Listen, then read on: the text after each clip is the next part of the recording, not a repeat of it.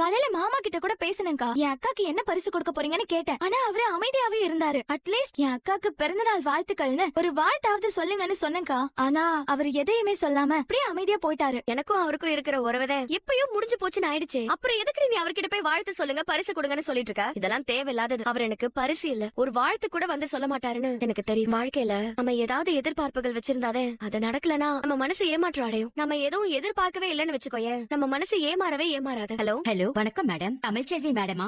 ஆமாங்க. இன்னைக்கு உங்களுக்கு பிறந்தநாள் இல்லீங்களா? ஆமாங்க. அது எப்படி உங்களுக்கு தெரியும்? உங்க கணவர் சேதுபதி எங்க இல்லத்துல இருக்கிற எல்லா குழந்தைங்களுக்கும் 3 வேளை சாப்பாட்டுக்கு அவரு ஸ்பான்சர் பண்ணிருக்காரு மேடம். மாமா சொல்லுமா. இல்ல மாமா, போஸ் கல்யாணத்தை பத்தி உங்ககிட்ட ஒரு விஷயம் பேசியிருந்தேன். அத பத்தி நீங்க யோசிச்சு சொல்றேன்னு சொல்லிருந்தீங்க. அதான் அத பத்தி நீங்க என்ன முடிவு எடுத்திருக்கீங்கன்னு தெரிஞ்சுக்கலாம். எனக்கு என்னமோ இந்த சம்பந்தம் சரிப்பட்டு வரும். அது மூலமா போஸ் வாழ்க்கை நல்லா இருக்கும்னு தோணுது மாமா. நல்ல காரியம் எதுக்கு தள்ளி போடணும்னு தோணிக்கிட்டே இருக்கு. என்னண்ணே யோசிக்கிறீங்க? ஒண்ணும் இல்ல சின்னாசி, நானும் யோசிச்சு பார்த்தேன். எனக்கும் இந்த சம்பந்தம் பேசுற விஷயத்துல சம்பந்தம் அடுத்து அமைய போற வாழ்க்கையாவது போஸுக்கு சரியா இருக்கணும். அத பத்தி தான் யோசிச்சுட்டு இருக்கேன். மத்தபடி எதுவும் இல்ல. என்ன திடீர்னு சைலண்ட் ஆயிட்டீங்க? உங்களுக்கு இந்த சம்பந்தத்துல எதுவும்? ஒண்ணும் இல்லையா, எனக்கு இந்த சம்பந்த விஷயத்துல மனப்பூர்வமான சம்மதம்யா. ஐயாவே இறங்கி வந்து நம்ம குடும்பத்துல சம்பந்தம் பேசுறேன்னு நானே ஒரு நிமிஷம் மலைச்சு போயிட்டேன். சந்தோஷத்துல திக்கும் காடி போய் பேச்சு முச்சே வராம அப்படியே அமைதியாயிட்டேன். சரி சரி, ரொம்ப சந்தோஷம் ரொம்ப சந்தோஷம். நான் ஒண்ணு பண்றேன். நானு எங்க குடும்பத்து சொந்தங்களெல்லாம் ஒண்ணு சேர்த்துக்கிட்டு ஒரு நாள் உங்க வீட்டுக்கு பொண்ணு பார்க்க வந்தோம்.